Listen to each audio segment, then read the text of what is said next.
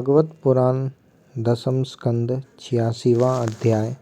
सुभद्रा हरण और भगवान का मिथिलापुरी में राजा जनक और श्रुतदेव ब्राह्मण के घर एक ही साथ जाना। भागवत पुराण दसम स्कंद 86वां अध्याय। सुभद्रा हरण और भगवान का मिथिलापुरी में राजा जनक और श्रुतदेव ब्राह्मण के घर एक ही साथ जाना। राजा परीक्षित ने पूछा, भगवान, मेरे दादा अर्जुन ने भगवान श्री कृष्ण और बलराम जी की बहन सुभद्रा जी से, जो मेरी दादी थी, किस प्रकार विवाह किया? मैं यह जानने के लिए बहुत उत्सुक हूँ। श्री सुखदेव जी कहते हैं, श्री सुखदेव जी ने कहा, परीक्षित, एक बार अत्यंत शक्तिशाली अर्जुन तीर्थ यात्रा के लिए पृथ्वी पर विचरण करते हुए प्रभास क्षेत्र पहुँचे। वहाँ उन्होंने यह सुना कि बलराम जी मेरी मामा की पुत्री सुभद्रा का विवाह दुर्योधन के साथ करना चाहते हैं और वसुदेव, श्री कृष्ण आदि उनसे इस विषय में सहमत नहीं हैं। अब अर्जुन के मन में सुभद्रा को पाने की लालसा जग आई। वे त्रिदंडी वैष्णव का वेश धारण करके द्वारका पहुँचे। अर्जुन सुभद्रा को प्राप्त करने के लिए वहाँ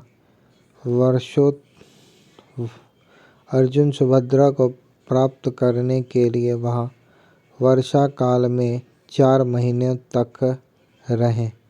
वहाँ पुरवासियों और बलराम जी ने उनका खूब सम्मान किया। उन्हें यह पता न चला कि ये अर्जुन हैं। एक दिन बलराम जी ने आतिथ्य के लिए उन्हें निमंत्रित किया और उनको वे अपने घर ले आए। त्रिदंडी वेशधारी अर्जुन को बलराम जी ने अत्यंत श्रद्धा के साथ भोजन सामग्री निवेदित की और उन्होंने बड़े प्रेम से भोजन किया। अर्जुन ने भोजन के समय वहाँ विवाह योग्य परम सुंदरी सुभद्रा को देखा। उनका सौंदर्य बड़े बड़े वीरों का मन हरने वाला था। अर्जुन के नेत्र प्रेम से प्रफुल्लित हो गए। उनका मन उसे पाने की आकांक्षा से क्षुब्ध हो गया और उन्होंने उसे पत्नी बनाने का दृढ़ निश्चय कर लिया। परीक्षित, तुम्हारे दादा अर्जुन भी बड़े ही सुंदर थे। उनके शरीर की गठन भावभंगी स्त्रियों का हृदय स्पर्श कर लेती थी। उन्हें देखकर सुभद्रा ने भी मन में उन्हीं को पति बनाने का निश्चय किया। वह तनिक मुस्कुरा कर लजीली चितवन से उनकी ओर देखने लगी। उनसे अपना हृदय उन्हें समर्पित कर दिया। अब अर्जुन केवल उसी का चिंतन करने लगे और इस बात का अवसर ढूंढने लगे कि इसे कब हर ले जाऊं। सुभद्रा को प्राप्त करने की उत्सुक कामना से उनका चित्त चक्कर काटने लगा। उन्हें तनिक भी शांति नहीं मिलती थी। एक बार सुभद्रा जी देव दर्शन के लिए रथ पर सवार होकर द्वारका दुर्ग से बाहर निकली। उसी समय महारथी अर्जुन ने देवकी, वसुदेव और श्री कृष्ण की अनुमति से सुभद्रा का हरण कर लिया। रथ पर सवार होकर वीर अर्जुन ने धनुष उठा लिया और जो सैनिक उन्हें रोकने के लिए आए, उन्हें मार पीट कर भगा दिया।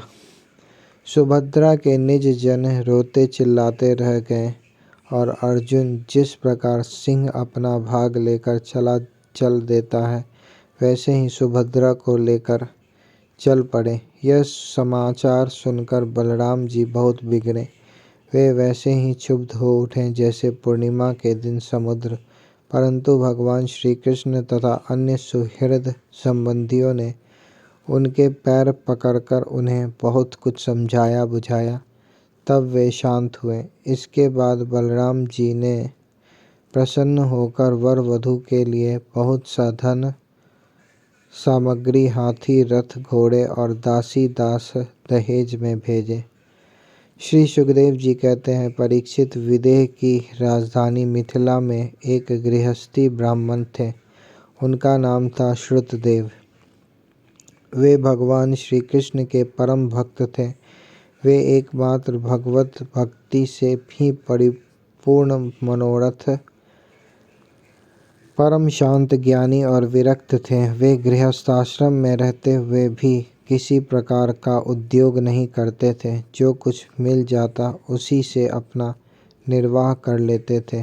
प्रारब्धवश प्रतिदिन उन्हें जीवन निर्वाह भर के लिए सामग्री मिल जाया करती थी, अधिक नहीं।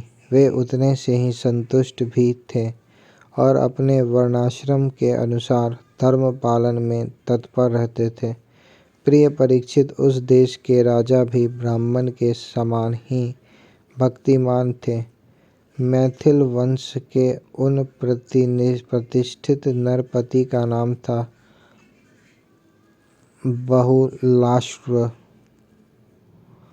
उनमें अहंकार का लेश भी न था। श्रुतदेव और बहुलाश्व दोनों ही भगवान श्री कृष्ण के प्यारे भक्त थे। एक बार भगवान श्री कृष्ण ने उन दोनों पर प्रसन्न होकर दारुक से रथ मंगवाया और उस पर सवार होकर द्वारका से विदेह देश की ओर प्रस्थान किया। भगवान के साथ नारद, वामदेव, अत्रि, वेदव्यास, परशुराम, असित, अरुणि, मैं, सुखदेव, बृहस्पति, कण्व, मैत्रेय, च्यवन आदि ऋषि भी थे। परीक्षित, वे जहाँ जहाँ पहुँचते वहाँ वहाँ की नागरिक और ग्रामवासी प्रजा पूजा की सामग्री लेकर उपस्थित होती। पूजा करने वालों को भगवान ऐसे जान पड़ते मानो ग्रहों के साथ साक्षात सूर्य नारायण उदय हो रहे हों। परीक्षित, उस यात्रा में अनार्त, धन्व, कुरु, जांगल, कड़ंग, मत्स्य,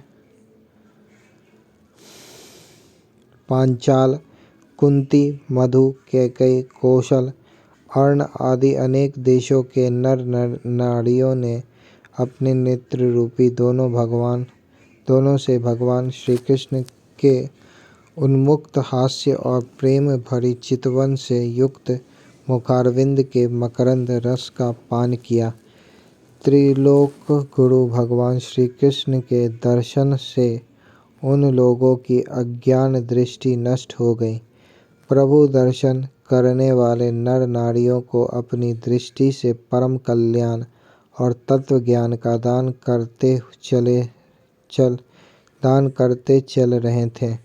स्थान स्थान पर मनुष्य और देवता भगवान की उन कीर्ति का गान करके सुनाते जो समस्त दिशाओं को उज्ज्वल बनाने वाली एवं समस्त अशुभों का विनाश करने वाली है। इस प्रकार भगवान श्री कृष्ण धीरे धीरे विदेह देश में पहुँचे।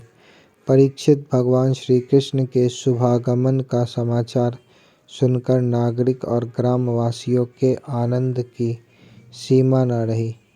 वे अपने हाथों में पूजा की विविध सामग्रियां लेकर उनकी अगवानी करने आए। भगवान श्री कृष्ण का दर्शन करके उनके हृदय और मुख कमल प्रेम और आनंद से खिल उठे। उन्होंने भगवान को तथा उन मुनियों को, जिनका नाम केवल सुन रखा था, देखा न था, हाथ जोड़कर मस्तक झुकाकर प्रणाम किया। मिथिला नरेश, बहुलाश्व और श्रुतदेव यह समझकर कि जगत गुरु भगवान श्री कृष्ण हम लोगों पर अनुग्रह करने के लिए ही पधारे हैं, उनके चरणों पर गिरकर प्रणाम किया। बहुलाश्व और श्रुतदेव दोनों ने ही एक साथ हाथ जोड़कर मुनि मंडली के सहित भगवान श्री कृष्ण को आतिथ्य ग्रहण करने के लिए निमंत्रित किया। भगवान श्री कृष्ण दोनों की प्रार्थना स्वीकार करके दोनों को ही प्रसन्न करने के लिए एक ही समय पृथक पृथक रूप से दोनों के घर पधारे और यह बात एक दूसरे को मालूम न हुई कि भगवान श्री कृष्ण मेरे घर के अतिरिक्त और कहीं भी जा रहे हैं। विदेह राज बहुलाश्व बड़े मनस्वी थे। उन्होंने यह देखकर कि दुष्ट दुराचारी पुरुष जिनका नाम भी नहीं सुन सकते, वे ही भगवान श्री कृष्ण और ऋषि मुनि मेरे घर पधारे हैं, सुंदर सुंदर आसन मंगाए और भगवान श्री कृष्ण तथा ऋषि मुनि आराम से उन पर बैठ गए। उस समय बहुलाश्व की विचित्र दशा थी। प्रेम भक्ति के उद्रेक से उनका हृदय भर आया था, नेत्रों में आंसू उमड़ रहे थे। उन्होंने अपने पूज्यतम अतिथियों के चरणों में नमस्कार करके पांव पखारे और अपने कुटुंब के साथ उनके चरणों का लोक पावन जल सिर पर धारण किया और फिर भगवान एवं भगवत स्वरूप ऋषियों को गंधमाला, वस्त्र, अलंकार, धूप, दीप, अर्ध गौ बैल आदि समर्पित करके उनकी पूजा की। जब सब लोग भोजन करके तृप्त हो गए, तब राजा बहुलाश्व भगवान श्री कृष्ण के चरणों को अपनी गोद में लेकर बैठ गए और बड़े आनंद से धीरे धीरे उन्हें सहलाते हुए बड़ी मधुर वाणी से भगवान की स्तुति करने लगे। राजा बहुलाश्व ने कहा, प्रभु, आप समस्त प्राणियों के आत्मा, साक्षी एवं स्वयं प्रकाश हैं। हम सदा सर्वदा आपके चरण कमलों का स्मरण करते रहते हैं। इसी से आपने हम लोगों को दर्शन देकर कृतार्थ किया है। भगवान, आपके वचन है कि मेरा अनन्य प्रेमी भक्त मुझे अपने स्वरूप बलराम जी, अर्धांगिनी लक्ष्मी और पुत्र ब्रह्मा से भी बढ़कर प्रिय है। आपने उन वचनों को सत्य करने के लिए ही आपने हम लोगों को दर्शन दिया है। भला ऐसा कौन पुरुष है जो आपकी इस परम दयालुता और प्रेम परवशता को जानकर भी आपके चरण कमलों का परित्याग कर सके। प्रभु, जिन्होंने जगत की समस्त वस्तुओं का एवं शरीर आदि का भी मन से परित्याग कर दिया है, उन परम शांत मुनियों को आप अपने तक को भी दे डालते हैं। आपने यदुवंश में अवतार लेकर जन्म मृत्यु के चक्कर में पड़े हुए मनुष्यों को उससे मुक्त करने के लिए जगत में ऐसे विशुद्ध यश का विस्तार किया है जो त्रिलोकी के पाप ताप को शांत करने वाला है। प्रभु, आप अचिंत्य अनंत ऐश्वर्य और माधुर्य की निधि हैं। सबके चित्त को अपनी ओर आकर्षित करने के लिए आप सच्चिदानंद स्वरूप पर ब्रह्म हैं। आपका ज्ञान अनंत है। परम शांति का विस्तार करने के लिए आप ही नारायण ऋषि के रूप में तपस्या कर रहे हैं। मैं आपको नमस्कार करता हूँ। एक रस अनंत, आप कुछ दिनों तक मुनि मंडली के साथ हमारे यहाँ निवास कीजिए और अपने चरणों की धूल से इस निमि वंश को पवित्र कीजिए। परीक्षित, सबके जीवन दाता भगवान श्री कृष्ण राजा बहुलाश्व की यह प्रार्थना स्वीकार करके मिथिलावासी नर नारियों का कल्याण करते हुए कुछ दिनों तक वहीं रहे। प्रिय परीक्षित, जैसे राजा बहुलाश्व भगवान श्री कृष्ण और मुनि मंडली के पधारने पर आनंद मग्न हो गए थे, वैसे ही श्रुतदेव ब्राह्मण भी भगवान श्री कृष्ण और मुनियों को अपने घर आया देखकर आनंद विह्वल हो गए। वे उन्हें नमस्कार करके अपने वस्त्र उछाल कर नाचने लगे। श्रुतदेव ने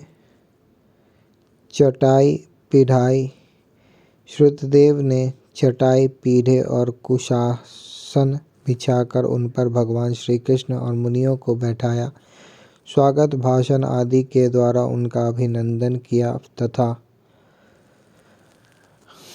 अपनी पत्नी के साथ बड़े आनंद से सबके पांव पखारे। परीक्षित, महान सौभाग्यशाली श्रुतदेव ने भगवान और ऋषियों के चरणोदक से अपने घर और कुटुंबियों को सींच दिया। इस समय उनके सारे मनोरथ पूर्ण हो गए थे। वे हर्षातिरेक से मतवाले हो रहे थे। तदंतर उन्होंने फल, गंध, खस से सुवासित निर्मल एवं मधुर जल, सुगंधित मिट्टी, तुलसी, कुश, कमल आदि अनायास प्राप्त पूजा सामग्री और सत्व गुण बढ़ाने वाले अन्न से सबकी आराधना की। उस समय श्रुतदेव जी मन ही मन तर्कना करने लगे कि मैं तो घर गृहस्थी के अंधेरे कुएं में गिरा हुआ हूँ, अभागा हूँ। मुझे भगवान श्री कृष्ण और उनके निवास स्थान ऋषि मुनियों का, जिनके चरणों की धूल ही समस्त तीर्थों को तीर्थ बनाने वाली है, समागम कैसे प्राप्त हो गया। जब सब लोग आतिथ्य स्वीकार करके आराम से बैठ गए, तब श्रुतदेव अपने स्त्री पुत्र तथा अन्य संबंधियों के साथ उनकी सेवा में उपस्थित हुए। वे भगवान श्री कृष्ण के चरण कमलों का स्पर्श करते हुए कहने लगे। श्रुतदेव ने कहा, प्रभु, आप व्यक्त अव्यक्त रूप प्रकृति और जीवों से परे पुरुषोत्तम हैं। मुझे आपने आज ही दर्शन दिया है हो, ऐसी बात नहीं है। आप तो तभी से सब लोगों से मिले हुए हैं जब से आपने अपने शक्तियों के द्वारा इस जगत की रचना करके आत्मसत्ता के रूप से इसमें प्रवेश किया है। जैसे सोया हुआ पुरुष स्वप्नावस्था में अविद्यावश मन ही मन स्वप्न जगत की सृष्टि कर लेता है और उसमें स्वयं उपस्थित होकर अनेक रूपों में अनेक कर्म करता हुआ प्रतीत होता है, वैसे ही आपने अपने में ही अपनी माया से जगत की रचना कर ली है और अब इसमें प्रवेश करके अनेकों रूप से प्रकाशित हो रहे हैं। जो लोग सर्वदा आपकी लीला कथा का श्रवण कीर्तन तथा आपकी प्रतिमाओं का अर्चन वंदन करते हैं और आपस में आपकी ही चर्चा करते हैं, उनका हृदय शुद्ध हो जाता है और आप उनमें प्रकाशित हो जाते हैं।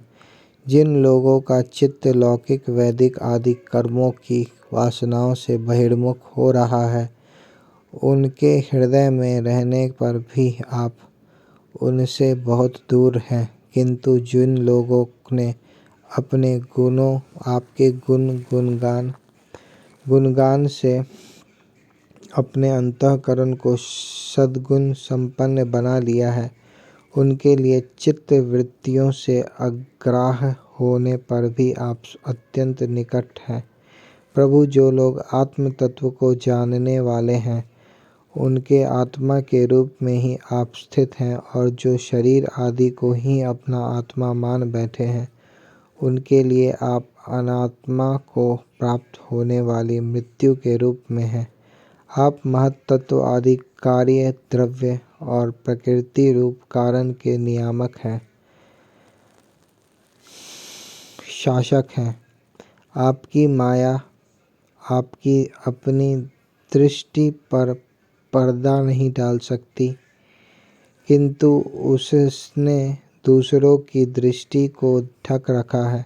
आपको मैं नमस्कार करता हूँ, स्वयं प्रकाश प्रभु। हम आपके सेवक हैं, हमें आज्ञा दीजिए कि हम आपकी क्या सेवा करें। नेत्रों के द्वारा आपका दर्शन होने तक ही जीवों के क्लेश रहते हैं। आपके दर्शन में ही समस्त क्लेशों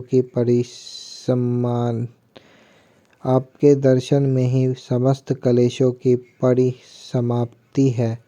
श्री सुखदेव जी कहते हैं, परीक्षित, शरणागत भयहारी भगवान श्री कृष्ण ने श्रुतदेव की प्रार्थना सुनकर अपने हाथ से उनका हाथ पकड़ लिया और मुस्कुराते हुए कहा। भगवान श्री कृष्ण ने कहा, प्रिय श्रुतदेव, ये बड़े बड़े ऋषि मुनि तुम पर अनुग्रह करने के लिए ही यहाँ पधारे हैं। ये अपने चरण कमलों की धूल से लोगों को पवित्र करते हुए मेरे साथ विचरण कर रहे हैं। देवता, पुण्य क्षेत्र और तीर्थ आदि तो दर्शन, स्पर्श, अर्चन आदि के द्वारा धीरे धीरे बहुत दिनों में पवित्र करते हैं, परंतु संत पुरुष अपनी दृष्टि से ही सबको पवित्र कर देते हैं। यही नहीं, देवता आदि में जो पवित्र करने की शक्ति है, वह भी उन्हें संतों की दृष्टि से ही प्राप्त होती है। श्रुतदेव जगत में ब्राह्मण जन्म से ही सब प्राणियों से श्रेष्ठ हैं। यदि वह तपस्या, विद्या, संतोष और मेरी उपासना, मेरी भक्ति से युक्त हो, तब तो कहना ही क्या है। मुझे अपना यह चतुर्भुज रूप भी ब्राह्मणों की अपेक्षा अधिक प्रिय नहीं है, क्योंकि ब्राह्मण सर्ववेदमय हैं और मैं सर्वदेवमय हूँ। दुर्बुद्धि मनुष्य इस बात को न जानकर केवल मूर्ति आदि में ही पूज्य बुद्धि रखते हैं और गुणों में दोष निकालकर मेरे स्वरूप जगत गुरु ब्राह्मण का, जो कि उनका आत्मा ही है, तिरस्कार करते हैं।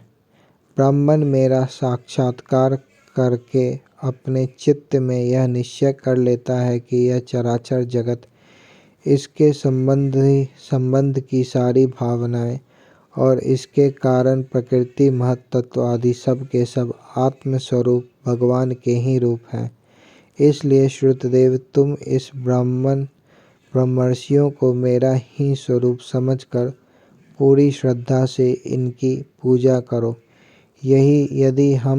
यदि तुम ऐसा करोगे, तब तो तुमने साक्षात अनायास ही मेरा पूजन कर लिया, नहीं तो बड़ी बड़ी बहुमूल्य सामग्रियों से भी मेरी पूजा नहीं हो सकती। श्री सुखदेव जी कहते हैं, परीक्षित, भगवान श्री कृष्ण का यह आदेश प्राप्त करके श्रुतदेव ने भगवान श्री कृष्ण और उन ब्रह्मर्षियों की एकात्म भाव से आराधना की तथा उनकी कृपा से वे भगवत स्वरूप को प्राप्त हो गए। राजा बहुलाश्व ने भी वही गति प्राप्त की। प्रिय परीक्षित, जैसे भक्त भगवान की भक्ति करते हैं, वैसे ही भगवान भी भक्तों की भक्ति करते हैं। वे अपने दोनों भक्तों को प्रसन्न करने के लिए कुछ दिनों तक मिथिलापुरी में रहे और उन्हें साधु पुरुषों के मार्ग का उपदेश करके वे द्वारका लौट आए।